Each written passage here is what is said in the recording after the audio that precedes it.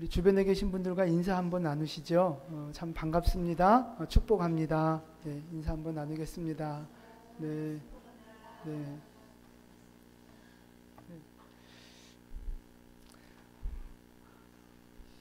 얼굴이 펴져야 마음이 펴집니다.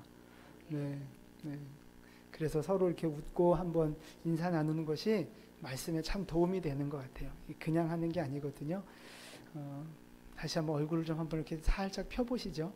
네, 이렇게 꾸기지 마시고 얼굴 좀 펴보세요. 아, 예쁩니다. 네. 사무엘 한 사람이라는 제목으로 함께 은혜를 나누겠습니다.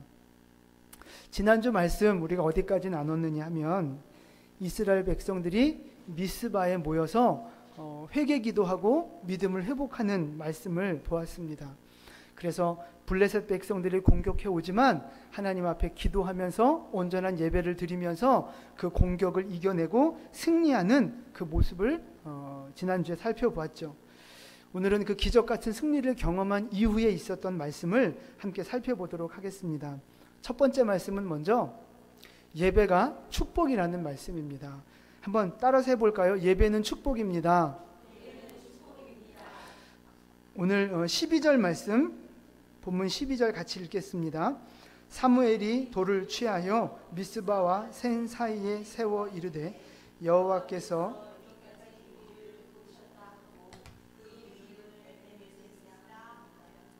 아멘.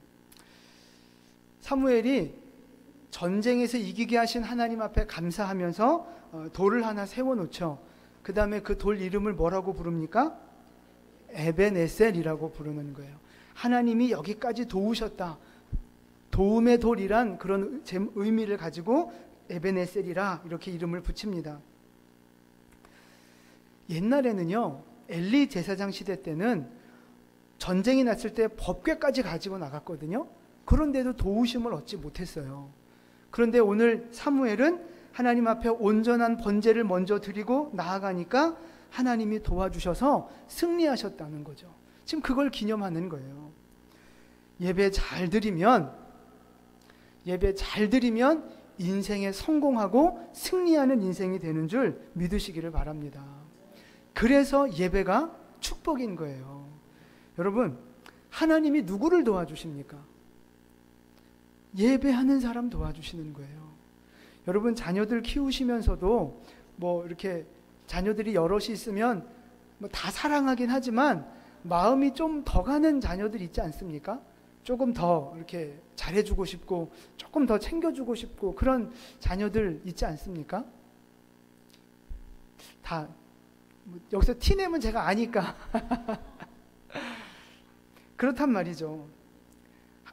그래도 부모 마음 알아주는 자식, 그래도 부모한테 효도하는 자식, 그 자녀한테 조금 더 마음이 가는 것이 사람의 마음이란 말이죠. 하나님도 마찬가지예요. 누구를 도우시겠느냐? 예배하는 사람을 도우시는 거예요. 하나님 앞에 온전한 예배 드리는 사람 도우신다는 겁니다. 여러분, 예배가 뭐라고 생각하십니까? 예배는요, 나를 구원하신 하나님 앞에 나와서 엎드리는 게 바로 예배예요. 죄로 말미암아 죽을 수밖에 없었는데 십자가의 사랑으로 나를 구원하시고 내 죄를 용서하셔서 나를 천국 갈 수 있도록 도와주신 그 하나님 앞에 나와 엎드리는 거, 하나님 앞에 나와 긍휼을 구하는 거, 하나님 앞에 나와 도우심을 구하며 엎드리는 거, 그게 바로 예배라는 말입니다. 이렇게 멋지게 차려입고 이렇게 딱딱 형식에 맞게 뭐 어떤 절차를 지내고 이거는 종교 의식일 뿐이지 이거 자체를 예배라고 할 수 없어요. 하나님 앞에 진짜 마음을 내려놓고 나와서 엎드려 하나님을 경배하는 것, 하나님을 높여드리는 것, 그게 바로 예배라는 것입니다. 우리가 그렇게 예배할 때 하나님이 우리를 만나주시고 은혜를 베풀어 주시는 거예요. 그래서 그렇게 온전한 예배가 이루어지면 하나님께는 영광과 기쁨이 되고 우리에게는 은혜와 축복이 된다는 것입니다. 그래서 예배가 우리에게 축복이 된다 하는 말씀이에요. 예배가 축복이 됨을 믿으시기를 바랍니다. 하나님이 어떤 사람을 찾으세요? 예배하는 사람을 찾으신다 그랬잖아요. 우리 요한복음 4장 말씀인데요. 23절 우리 같이 한번 읽어보도록 하겠습니다. 아버지께 참되게 예배하는 자들은 영과 진리로 예배할 때가 오나니 곧 이때라. 아버지께서는 자기에게 찾으시느니라. 아멘. 누구를 찾으세요? 예배하는 사람을 찾으시는 거예요. 여러분, 돈 많은 사람 찾지 않으세요. 똑똑하고 잘난 사람 찾지 않으세요. 능력 있는 사람 찾는 것이 아니라 예배하는 사람을 찾으신다는 겁니다. 영으로 하나님 앞에 합당한 예배를 올려드리는 진짜 예배자, 하나님이 그 사람을 찾으시고 그 사람을 만나시면 그 사람이 승리하는 삶이 되도록 도와주시겠다고 약속하고 계세요. 여러분, 그 예배자 되시기를 축복을 드립니다. 우리는 보통 이제 평신도 분들은 그렇게 생각하기가 쉬워요. 그냥 나는 교회 가면 되고 예배 시간 맞춰서 가면 되고 은혜 주시는 건 목사님이 잘 설교하시면 은혜가 되는 거고 목사님이 설교 죽쓰면 은혜 못 받는 거고 뭐 여러분 이렇게 혹시 생각하지 않습니까? 죽도 맛있게 먹으면 건강에 좋아요. 근데 여러분 똑같은 예배도 내가 어떻게 드리느냐에 따라서 그게 달라지는 거예요. 잘 보세요. 사무엘상 우리 4장으로 뒤로 가볼게요. 성경을 넘기시고 4장 1절을 한번 가보겠습니다. 4장 1절 말씀. 4장 1절 같이 읽습니다. 이스라엘은 나가서 블레셋 사람들과 싸우려고 에베네셀 곁에 진치고 블레셋 사람들은 아벡에 진쳤더니. 아멘. 누구 때 전쟁 이야기입니까 이게? 엘리 제사장 때의 전쟁 이야기예요. 근데 이때 전쟁에서 졌거든요. 근데 그 진을 친 곳이 어디입니까? 에베네셀이란 말이에요. 에베네셀에 진을 쳤어요. 근데 오늘 사무엘 선지자가 승리하고 나서 돌을 세워 기념한 곳이 어디예요? 에베네셀입니다. 물론 장소는 좀 달라요. 그런데 이름은 똑같은 에베네셀이라 붙였다는 거예요. 법궤를 들고 나간 장소도 에베네셀, 믿음으로 하나님 앞에 도전하는 것 같은 그런 거룩한 모습처럼 보이잖아요. 법궤를 앞세워서 나가는 모습이. 사무엘도 역시 번제를 드리고 하나님 앞에 전쟁하며 나아가는 모습이 믿음의 모습 똑같아 보인단 말이죠. 그런데 똑같이 거룩해 보이고 똑같은 믿음의 모습처럼 보였지만 이쪽 에베네셀은 실패했고 이쪽 에베네셀은 승리했다는 말입니다. 똑같은 모습처럼 보였지만 똑같은 에베네셀이란 이름을 가졌지만 결과는 정반대의 모습이었다는 거예요. 여러분, 우리의 모습도 마찬가지라는 거예요. 우리가 다 똑같은 자리에 모여서 똑같이 지금 예배드리고 있습니다. 다 똑같이 믿음이 있는 사람들처럼 보이지만 다르다는 거예요. 우리의 마음이 다르고 중심이 다르고 하나님이 우리 각자의 예배를 받아주시는 모습이 다른 줄 믿으시기를 바랍니다. 가인과 아벨 똑같이 예배드렸지만 누구의 예배는 받으시고 누구의 예배는 안 받으시고 나뉘어지잖아요. 우리의 모습도 그렇다는 거예요. 똑같은 하나님을 믿고 똑같이 예배하지만 하나님이 우리의 예배를 똑같이 받으시는 게 아니라는 거죠. 누구에게는 예배가 복이 되지만 누구에게는 복이 안 될 수 있어요. 우리가 기도를 한다 그래도 다 똑같은 기도가 아닙니다. 정말 하나님 앞에 믿음으로 기도하는지, 정말 하나님 앞에 간절한 마음으로 부르짖어 기도하는지 아닌지 다른 거예요. 찬양을 하는 것도 마찬가지고 예배하는 것도 마찬가지예요. 어디에서 차이가 나오느냐? 중심에서 나옵니다. 중심에서. 우리의 중심이 어떠냐에 따라서 예배가 어떤지, 기도가 어떠고 찬양이 어떤지가 갈려진다고 하는 사실입니다.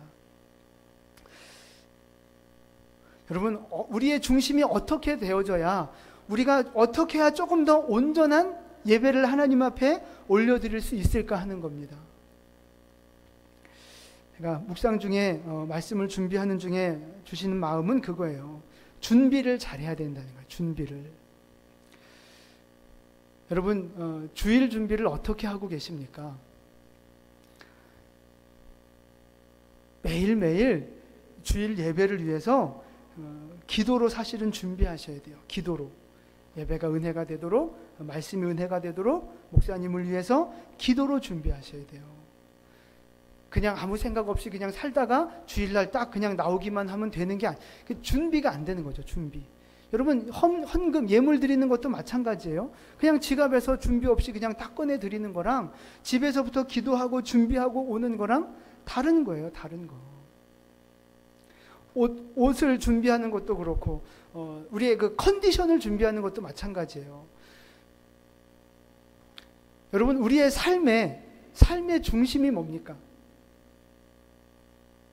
여러분 일주일을 살아가면서 내 삶의 중심이 뭐예요? 뭐 주간식은 너무 어렵습니까? 내 삶의 중심이 하나님입니까? 세상입니까? 대답 잘 하셔야 돼요. 여러분 삶의 중심이 보세요. 하나님이에요? 세상이에요? 대답 좀 똑바로 좀 하세요. 지금 후환이 두려우니까 지금 조심하시는 거죠. 여러분 천국 가시겠습니까? 지옥 가시겠습니까? 천국 가야 되잖아요. 그럼 여러분 그걸 잘 생각하면서 생각해 보세요. 내 삶의 중심이 하나님이에요? 세상이에요? 하나님이잖아요. 그러면 하나님이 진짜 내 삶의 중심이라면 우리의 일주일을 놓고 봤을 때 일주일 중심이 뭐가 돼야 돼요? 주일 예배가 중심이 되어야죠. 교회가 중심이 되어져야죠. 내가 진짜 천국을 바라보는 사람이고 내가 진짜 예수의 피로 구원받은 사람이라면 내 인생의 중심이 정말 하나님이라면 내 삶의 중심은 예배가 되어져야 한다는 거예요. 예배가. 시간이 될 때 시간이 남으면 와서 예배합니까? 내가 돈 쓰고 남으면 하나님 앞에 와서 헌금합니까? 그게 하나님이 원하시는 예배예요? 그게 하나님이 기뻐 받으시는 예물입니까? 아니잖아요. 먼저 구별하여 하나님 앞에 우선순위로 드리는 거, 그게 바로 하나님이 받으시는 예배요? 예물이요? 하나님은 그런 걸 기뻐하신다는 거예요. 그러니까 그러기 위해서 준비가 필요하다. 그런 마음이 있으면 뭐 해요? 준비하는 거예요. 그런데 그런 마음이 없으면, 하나님이 중심이라는 마음이 없으면 준비를 소홀히 하는 거죠. 그래서 우리의 삶에 주일 예배를 중심으로 우리의 삶을 조절을 하셔야 돼요. 헌금도, 내 시간 관리도, 내 육신의 컨디션도, 여러 가지 일정들도 다 주일 예배를 중심에 놓으시고 조절하셔야 돼요. 그러면서 준비하는 거죠. 예배를 준비하는 거예요. 그게 바로. 여러분 예배를 잘 준비하시기를 축복합니다. 그게 그냥 율법적인 것 같고 형식적인 것 같지만 아니에요. 내 마음을 표현하는 거예요. 마음이 있으면 그렇게 하는 거죠. 우리 옆에 계신 분에게 인사 한번 하겠습니다. 예배를 잘 준비합시다. 예배를 잘 준비하겠습니다. 인사 한번 하시죠. 네. 네.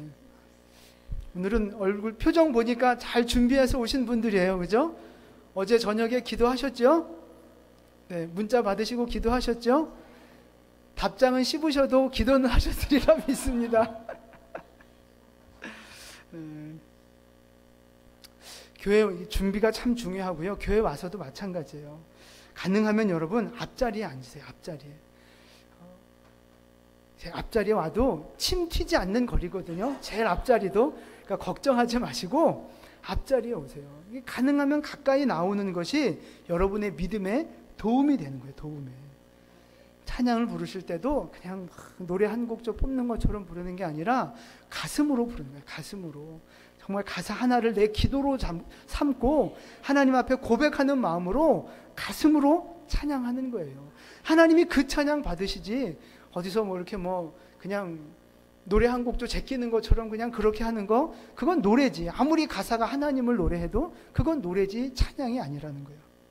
기도하는 것도 그런 거예요. 그냥 기도 시간이니까 기도하는 거, 그게 아니고 정말 하나님 앞에 믿음으로 하나님이 내 기도를 지금 들으시고 내 입에 하나님 귀를 갖다 대고 하나님이 내 기도를 들으신다는 그 믿음을 가지고 기도를 하셔야 하나님이 그 기도를 받으시죠. 그냥 기도 시간이니까 그냥 중얼중얼 대는 거 하나님이 그 기도 받으시겠습니까? 말씀을 받을 때도 마찬가지. 여러분 그냥 좋은 소리로 받는 게 아니에요. 그냥 하나님의 말씀 뭐 다 아는 소리 이렇게 받는 게 아니라 하나님의 명령으로 받으시기를 축복합니다. 나를 구원하신 하나님의 명령으로 받으신다면 어찌 순종하지 않을 수가 있겠어요? 여러분, 순종하지 않는 이유는 뭐예요?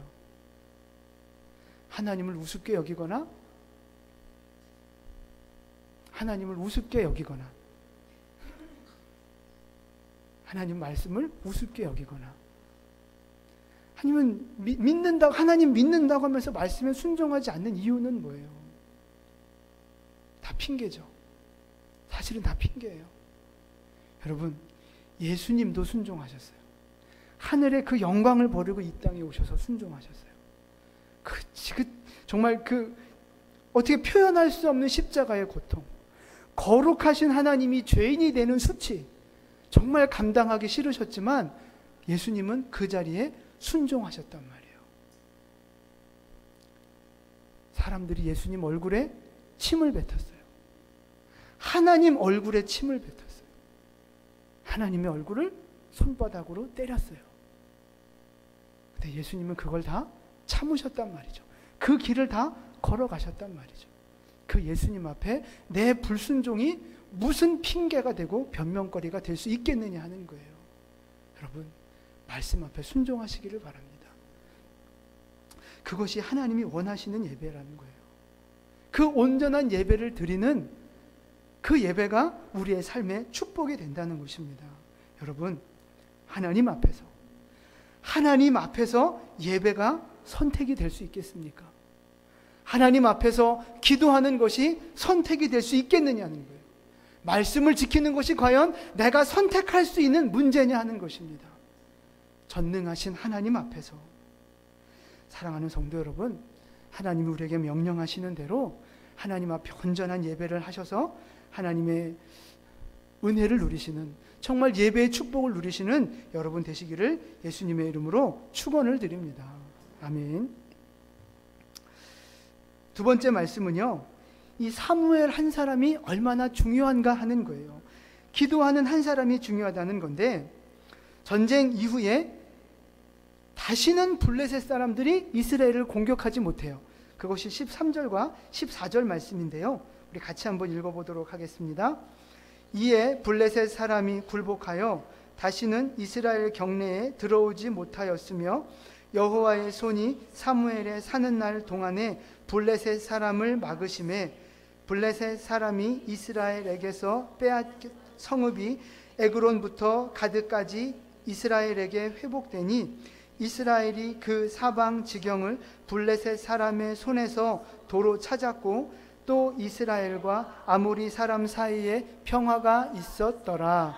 아멘. 사무엘 선지자가 사는 날 동안에, 13절 끝에 보세요.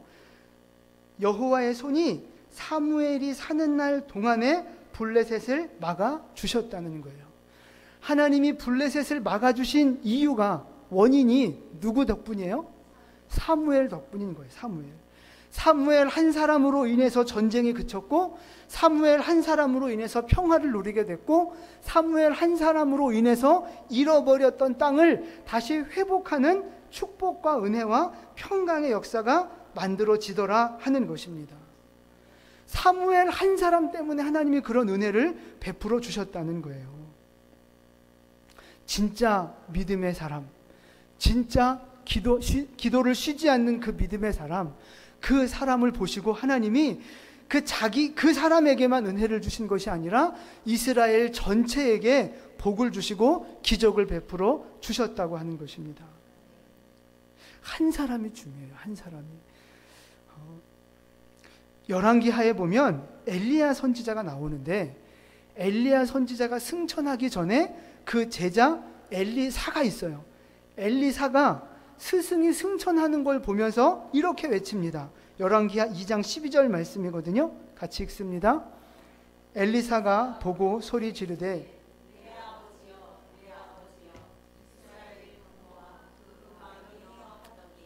아멘. 엘리사를 보고 지금 뭐라고 외쳐요? 이스라엘의 병거와 마병, 군대와 같은 존재로 지금 엘리야를 호칭하고 있는 거예요. 부르고 있는 거예요. 왜 그랬어요? 엘리야가 살아있는 동안 기도와 말씀의 사역을 통해서 이스라엘을 지켰거든요. 외적으로부터 지키고 어려움이 있을 때 구원해주고 군대가 하지 못한 일을 엘리야가 했거든요. 그러니까 군대와 같이 마병과 병거와 마병과 같은 그런 역할을 했다는 거예요. 그래서 엘리야를 향하여 병거와 마병이라고 부르고 있는 것입니다. 엘리야 그 한 사람으로 인하여 이스라엘이 보호를 받고 하나님이 지켜주시는 축복을 누렸다는 거예요.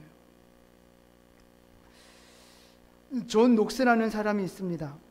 16세기에 스코틀랜드에서 종교개혁을 했던 사람이거든요. 기도의 사람으로 또 말씀의 사람으로 그렇게 전해지고 있는 훌륭한 개혁자셨습니다. 근데 그분이 이런 이야기를 남겼어요. 기도하는 한 사람은 기도하지 않는 한 민족보다 강하다. 기도하는 한 사람이 기도하지 않는 한 민족보다 강하다는 거예요. 꼭 엘리야를 두고 하는 말 같아요. 기도하는 그 한 사람이 군대보다 더 큰 능력을 이뤄내잖아요. 그런데 그 존 녹스의 종교개혁을 방해했던 사람이 누구냐 하면 스코틀랜드의 여왕이었어요. 그 여왕이 이런 이야기를 합니다. 나는 영국의 모든 군대보다 존 녹스의 기도가 더 무섭다. 영국 군대보다 존 녹스의 기도가 더 무섭다고 고백하고 있어요. 그러니까 기도가 얼마나 큰 능력이 있는지, 기도하는 사람이 얼마나 큰 영향력을 끼칠 수 있는지를 보여주는 말씀인 것입니다. 여러분 한 사람이 그 기도하는 한 사람 되시기를 축복을 드립니다. 여러분의 기도가 마병이 되고 군대가 되어서 여러분의 인생을 지키고 여러분의 가정을 지키게 된다는 거예요. 기도가 아무것도 아닌 것 같지만 살아계신 하나님을 움직이는 능력이 됨을 믿으시기를 바랍니다. 기도가 우리의 삶 속의 능력이에요. 사무엘이 어떻게 살았습니까? 기도를 쉬지 않는 인생을 살았어요. 사무엘이 노년에 뭐라고 고백합니까? 너희를 위하여 기도하기를 쉬는 죄를 범하지 않겠다는 거예요. 너희를 위하여 기도를 쉬는 죄를 범하지 않겠다. 그리고 선하고 의로운 길을 너희에게 가르치겠다. 그러니까 말씀을 계속 가르치고 말씀대로 살겠다. 이런 기도와 말씀에 대한 선포를 하는 것입니다. 사무엘이 쉬지 않고 기도하고 말씀을 지키며 살아가는 그 믿음의 삶을 살아갈 때 하나님의 손이 쉬지 않고 이스라엘을 지키시고 보호하셨다는 말씀입니다. 이사야서 62장 6절과 7절 말씀입니다. 같이 읽겠습니다. 예루살렘이여, 내가 너의 성벽 위에 파수꾼을 세우고 그들로 하여금 주야로 계속 잠잠하지 않게 하였느니라. 너희 여호와로 기억하시게 하는 자들아, 너희는 쉬지 말며 또 여호와께서 예루살렘을 세워 세상에서 찬송을 받게 하시기까지 그로 쉬지 못하시게 하라. 아멘. 6절 말씀 끝에 뭐라고 돼 있어요? 너희는 쉬지 말며, 쉬지 말라는 거예요. 기도를 쉬지 말라는 거예요. 6절 보니까 성벽 위에 파수꾼을 세우고 주야로 잠잠하지 않게 했다는 거예요. 파수꾼을 세워서 쉬지 않고 뭐 하게 하는 거예요? 기도하게 하는 거예요.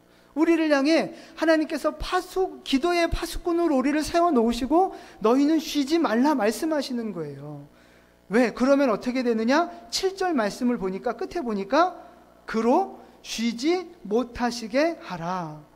우리의 기도가 쉬지 않으면 하나님의 일하심이 쉬지 않는다는 거예요. 반대로 우리의 기도가 쉬면 하나님의 일하심도 쉰다는 것입니다.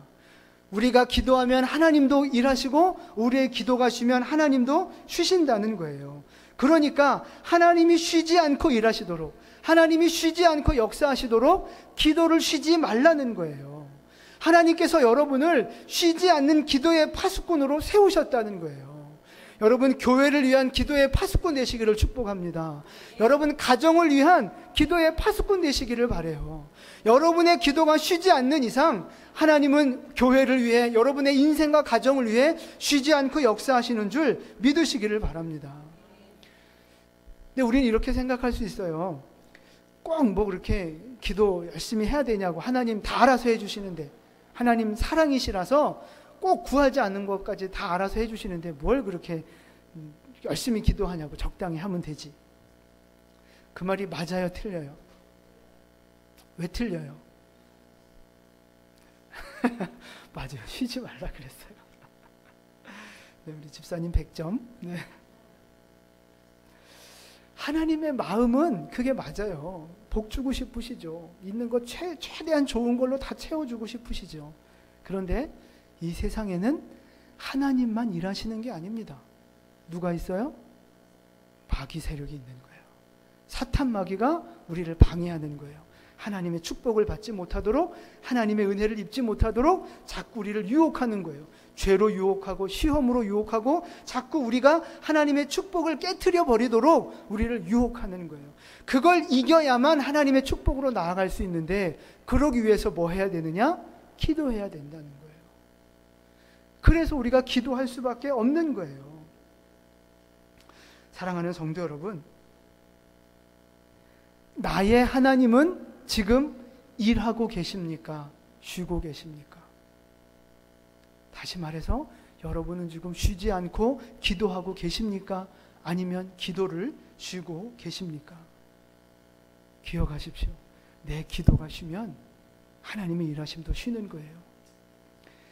내 하나님이 나를 위해 쉬지 않고 일하시도록 여러분 쉬지 않고 기도하는 여러분 되시기를 축복합니다.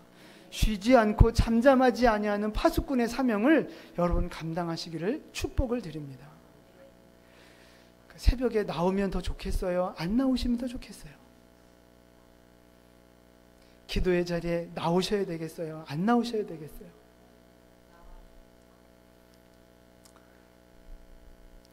반항하시는 겁니까 지금? 나오셔야죠. 나오셔야죠. 아까도 말씀드렸지만 기도는 내가 선택하는 문제가 아니에요. 말씀의 순종은 내가 선택하는 문제가 아니에요. 여러분 힘을 내서 하나님 앞에 나오세요. 힘을 내서 기도하시고 말씀 묵상하시고 예배하세요. 그것이 나에게 복이 된다는 것입니다. 또 하나의 말씀은요, 사무엘이 말씀으로 그의 인생을 이스라엘을 다스렸다 하는 말씀입니다. 오늘 본문 15절 말씀을 볼까요? 15절, 16절, 17절 말씀 우리 같이 읽겠습니다. 사무엘이 사는 날 동안에 이스라엘을 다스렸으되 해마다 베델과 길갈과 미스바로 순회하여 그 모든 곳에서 이스라엘을 다스렸고 라마로 돌아왔으니 이는 거기에 자기 집이 있음이니라. 거기서도 이스라엘을 다스렸으며 또 거기에 여호와를 위하여 제단을 쌓았더라. 아멘. 사무엘이 이스라엘을 다스렸습니다. 근데 무엇으로 다스렸을까요? 그렇죠. 기도와 말씀으로 다스린 거예요. 말씀으로. 자기 마음대로, 자기 기분대로 다스린 게 아니에요. 폭군처럼 다스린 게 아니에요. 하나님의 말씀을 따라, 하나님이 주신 법도를 따라 이스라엘 백성들을 다스렸다는 거예요. 보세요. 사무엘이 말씀을 가지고 다스렸다는 말은 곧 누가 다스린 거하고 똑같은 거예요? 하나님이 다스리는 거하고 똑같은 거예요. 그렇게 연결이 되는 거예요. 그러니까 사무엘이 다스릴 때 평강이 임하고 축복이 회복됐다, 이 말은 하나님이 다스리는 시대가 되면 평강이 임하고 축복이 회복된다는 말하고 똑같은 거예요. 여러분, 여러분의 인생을 다스리는 것은 무엇입니까? 혹시 물질이 내 인생을 다스리고 있지는 않습니까? 내 감정과 내 욕심이 내 인생을 다스리고 있지는 않습니까? 세상의 기준과 세상의 가치관, 사람들의 말이 내 인생을 다스리고 있지는 않습니까? 하나님의 말씀이 나를 다스려야 되는 거예요. 하나님의 말씀이 나를 다스리고 내가 하나님의 말씀으로 내 인생을 다스리고 절제할 수 있어야 하나님이 주시는 평강과 축복이 회복될 수 있다는 것입니다.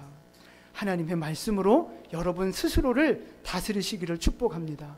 하나님이 하라고 말씀하신 것에 순종하시고 하지 말라고 말씀하신 것에 순종하여 하나님의 말씀대로 살아가는 여러분 되시기를 축복합니다. 그래서 우리의 삶 가운데 그동안 잃어버렸던 축복이 회복되기를 바라고 빼앗겼던 평강이 회복되기를 바라고 사무엘 시대 때의 평강이 임했던 것처럼 여러분의 가정과 인생 속에 하나님의 축복과 평강이 임하기를 예수님의 이름으로 축원을 드립니다. 아멘. 기도하겠습니다.